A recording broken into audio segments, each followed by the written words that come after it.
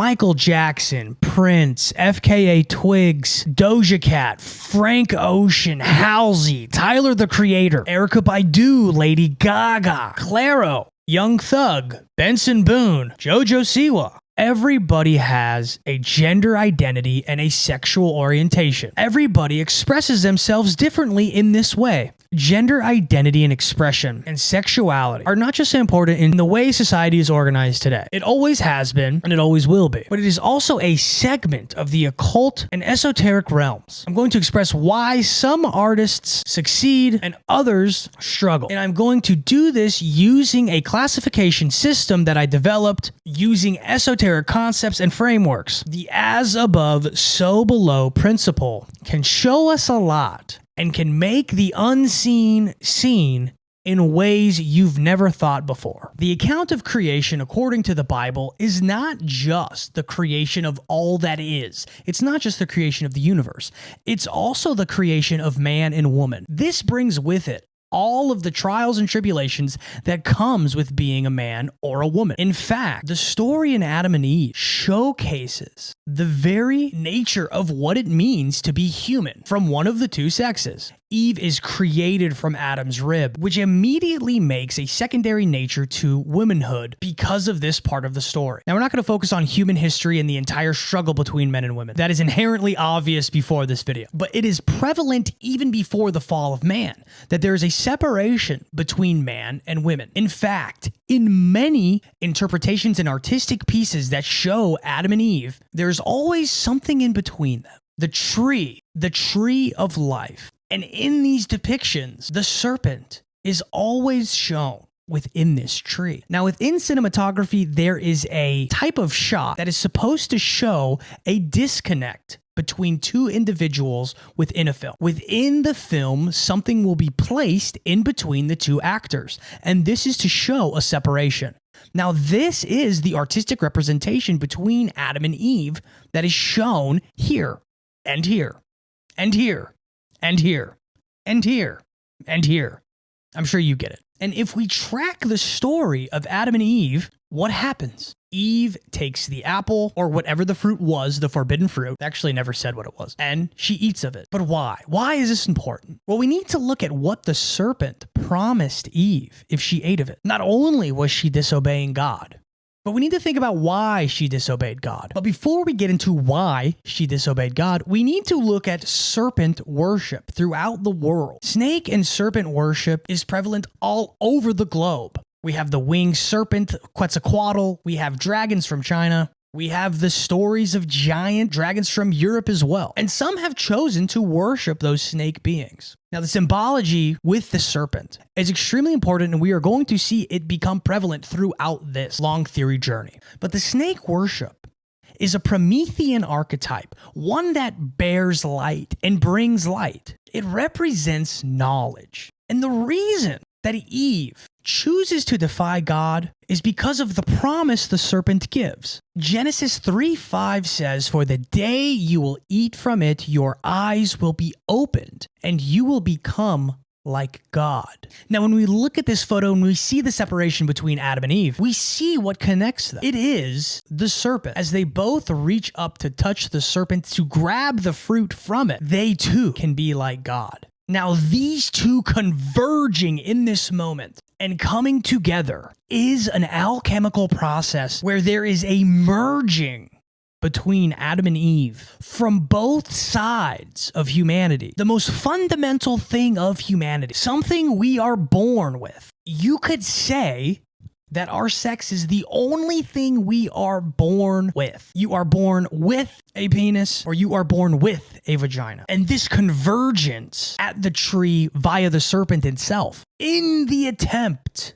to know what God knows and to become like God, is the genesis and the aim of becoming one of the most divine beings within alchemy. This is the Rebus. And the striving to become the Rebus is the genesis and the spark of everything that we see when it comes to gender fluidity, sexual preference, and gender performance within the music industry. Some do not know it, Many don't. Many are simply attracted to who they're attracted to. But there are some who are trying to tap into esoteric divine knowledge and to become one iteration of the Rebus, to know what God knows, to merge both sides of the mirroring of as above, so below. In this way, man and woman can be looked at a binary, ones and zeros. The Rebus would be considered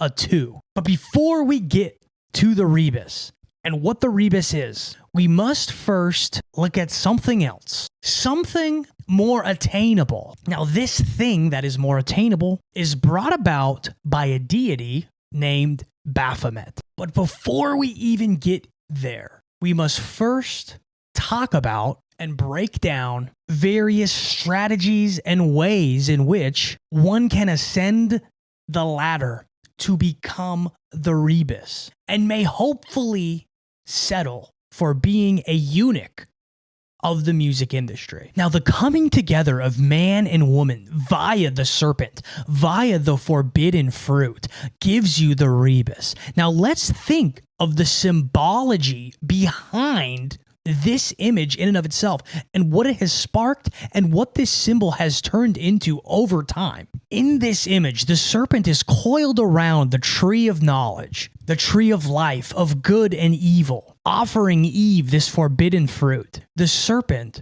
represents wisdom and the knowledge of God, but it also represents something more, Kundalini energy. Now, if you don't know what Kundalini energy is essentially powerful, dormant spiritual energy believed to reside within everyone. It is described as being a coiled serpent at the base of the spine. This is where we get the classical depictions of the individual meditating. In this graphic of somebody meditating, we have the 7 chakras, starting from the root, which would be the base of the spine. At the bottom, the root energy is known as the sexual energy. It is the sexual chakra. It is the base chakra. Notice how the color is red, and it ascends all the way up, finally reaching the indigo color. This is why people call themselves indigo children, indigo child, etc. This is a reference to the Kundalini energy that you can activate when meditating and trying to open your chakras. That's what people refer to when they refer to opening their chakras. It's also similar to opening your third eye. You can open your third eye via Kundalini energy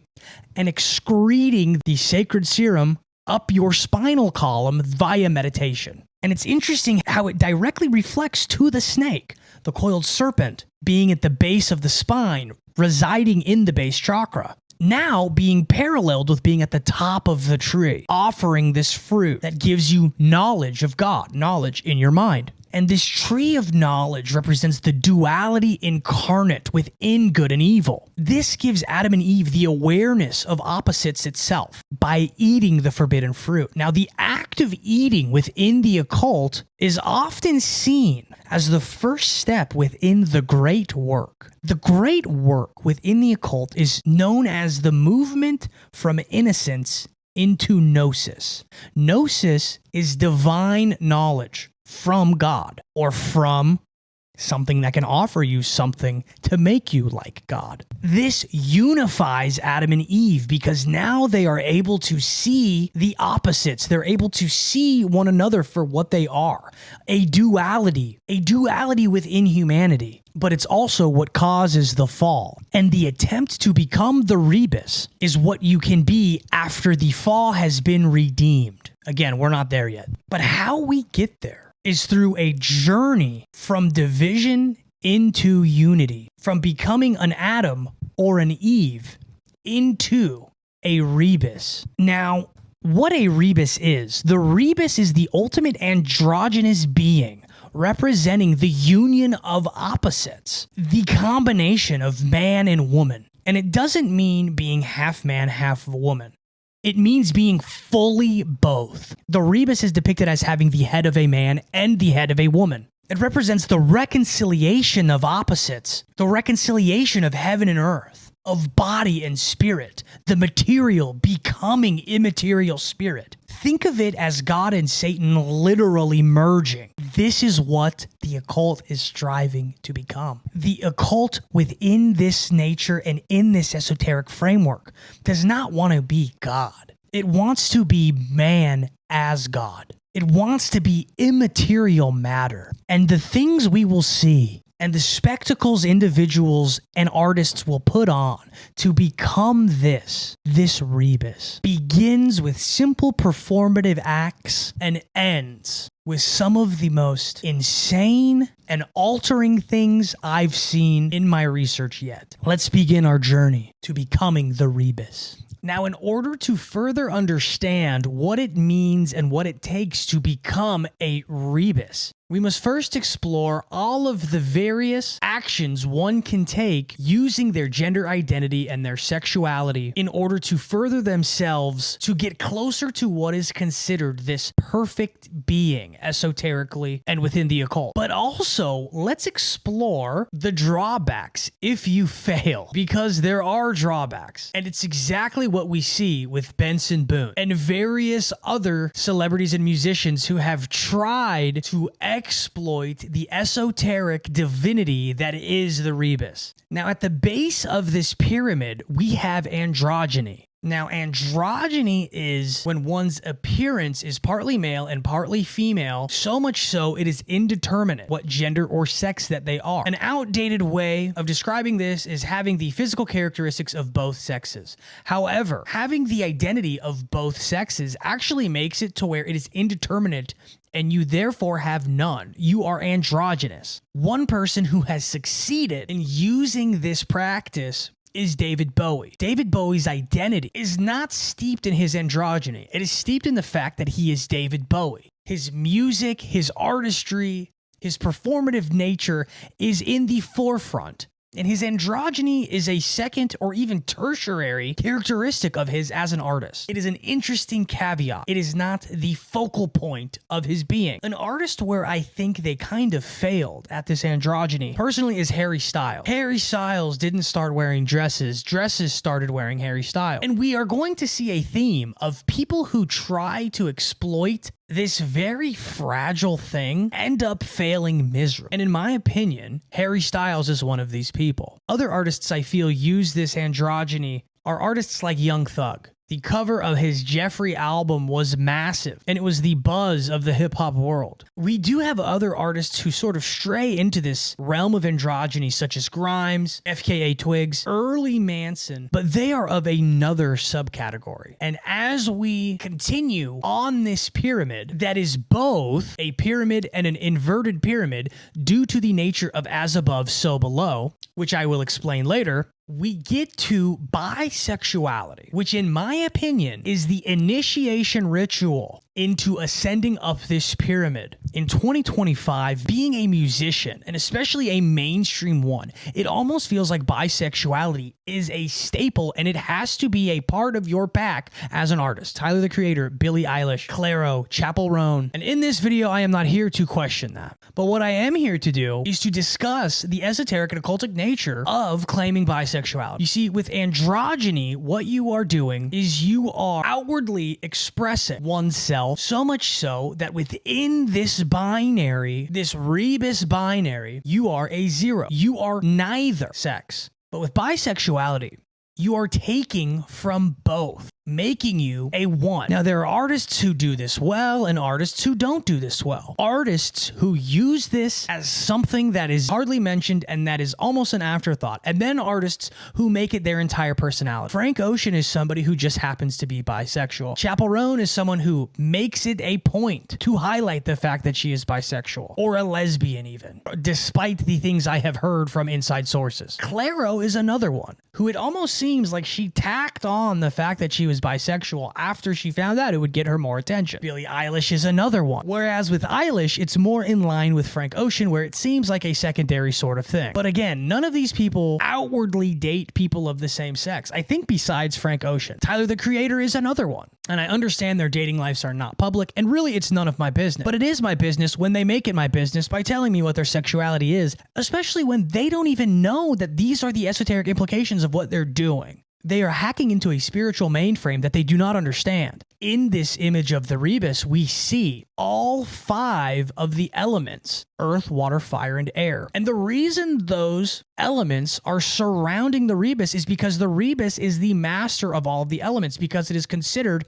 perfect and alchemically divine. Notice how I only said 4, but I mentioned the number 5. The 5th within the occult is called ether. Now, ether is all that is around us. It is spirit. It is the things we cannot see. It is where the demons lie. It is literally where karma sparks and manifests from. It is where the spiritual implications of your actions takes place. Being sexually attracted to someone of the same sex has spiritual implications behind the scenes that we do not see or understand. This is the meaning of as above, so below. That which is seen has effects on the unseen, and that which is unseen has effects on the seen. Very similar to what is done in the dark will be brought to light, and vice versa. The tenet of as above, so below rings true, and this mirroring shows itself constantly throughout these different categories of the Rebus. As we ascend upwards, and as above, so below, downwards, into the Rebus binary pyramid, we move into an interesting place called the eunuch. But before we get there, we're going to look at 2 categories that branch off of the eunuch and almost around the eunuch. One being the transgender and the other being the hermaphrodite. Now, these 2 things are not opposite of one another, but they are tangential in nature. The hermaphrodite, which is an insanely occultic being, is one that has both genitals or characteristics of both genitals. But it,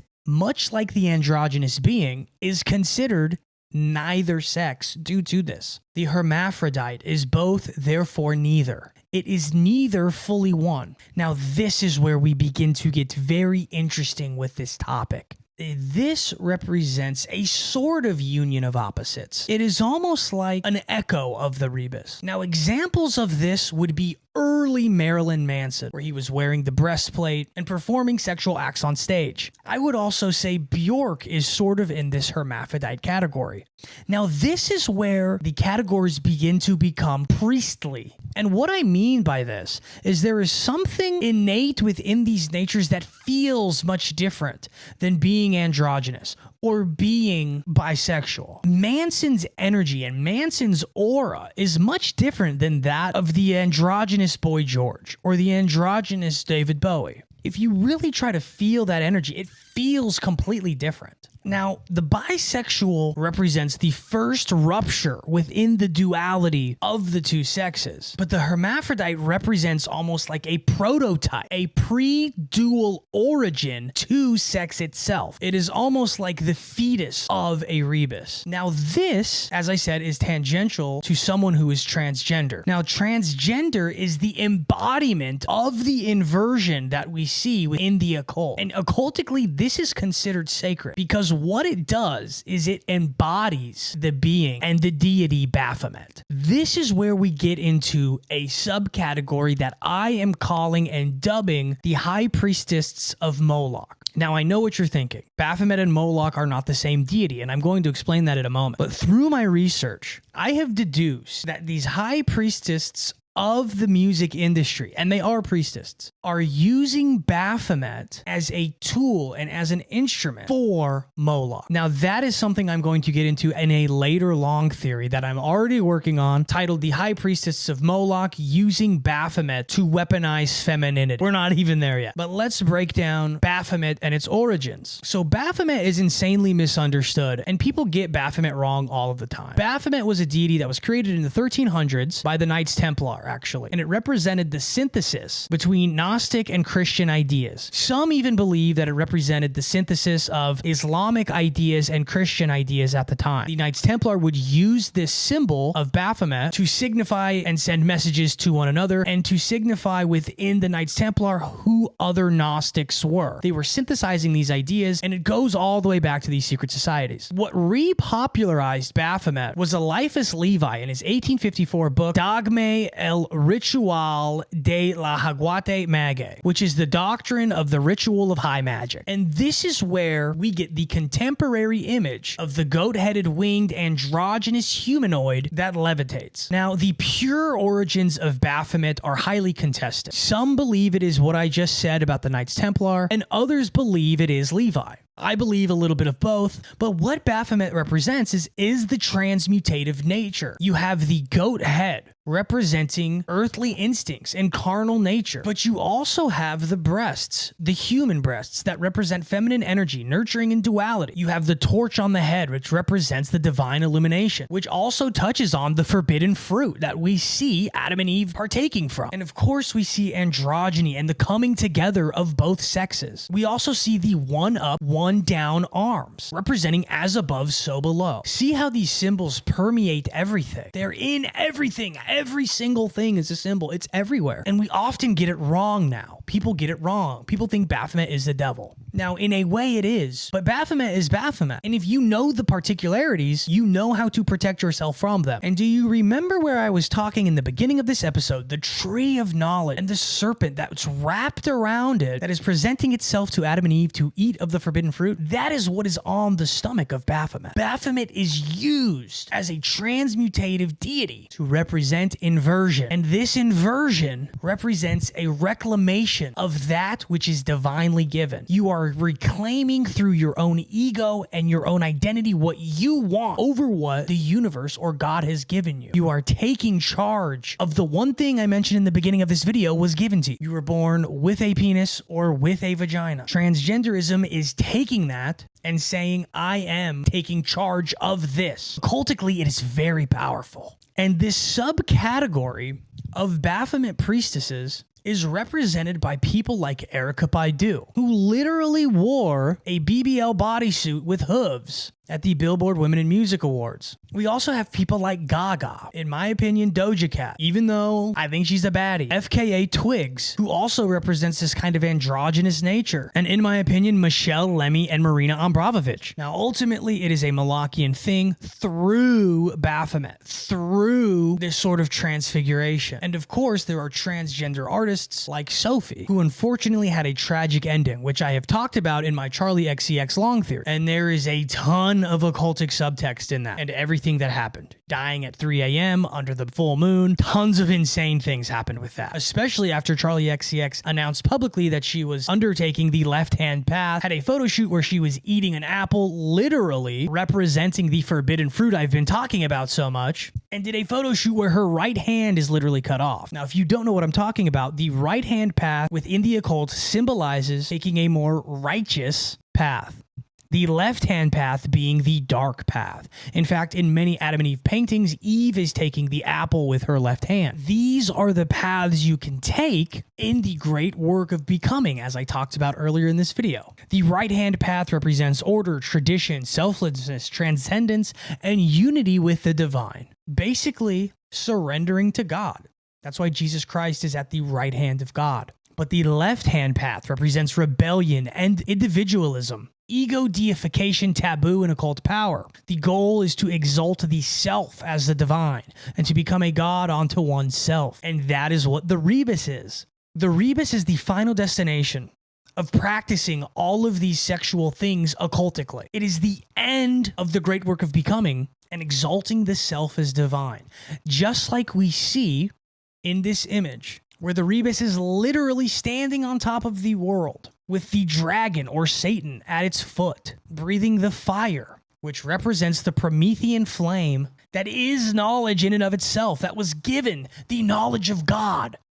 Do you see how this is all tying in? So crazy, it freaks me out. And just wait, it gets crazier. And one person, we see them really trying to get to be one of these Malachian priestesses that are using this gender inversion and this gender manipulation is Lorde with her new album rollout, Virgin. First, we have the controversial album cover showing Lorde's pelvic bones via an X-ray. And we see an IUD in this X-ray. She's using her sexuality, her gender expression, and her live events as conduits for this transformation and this unified identity. The X-ray cover shows her vessel and her body, the sacred container to the soul. As a part of this gender ritual where she's blending the masculine and the feminine in this sort of ceremonial crossing. Remember when I said earlier how bisexuality was sort of the immersion, the sort of bursting of this rebus type alchemical process, and she's presenting herself androgynous. Now, the only thing she has not done is fully identified as bisexual, but everything else that we've addressed so far is prevalent in this album rollout. Her gender expression is extremely masculine. Now, there's also the Man of the Year music video, where the video opens with Lorde sitting open leg, very masculine, where she removes her shirt and puts duct tape over her breasts. Now, if we recall with the Baphomet image, the breasts is what makes the Baphomet feminine. It's the characteristic that makes it feminine. We are seeing Lorde do a ceremony and transfer herself into becoming one of these Malachian high priestesses who uses the energy of Baphomet to gain power, to do her own will, to take the left-hand path and exalt the ego above all. But the thing that ties it all in is the album title, Virgin. In the context of the Latin and Greek languages, vir means man and gyne means woman. This is a rebus ritual. This is not music. This is magic. Now, what is above these high priestesses? What is above these priestesses of the music industry? What is higher than even that? What is above that is the eunuch. Now, the eunuch is at the very pinnacle of this rebus binary pyramid. If you would like to learn about the eunuch at the top of this pyramid, you can go to my Patreon. I have 30 plus other long theories just like this that I have been doing for about a year now. I have recently upped production quality, and man, these videos are looking better and better every week. I also will be answering, what are the dangers of this? And what are the spiritual and esoteric implications of being on this side? I do have free 1-week trials, and you can check it out. It is also insanely cheap if you do decide to pay. It is the best way to support me, and I have thousands of hours of content. So please go check it out. If not, like, comment, and subscribe, and God bless.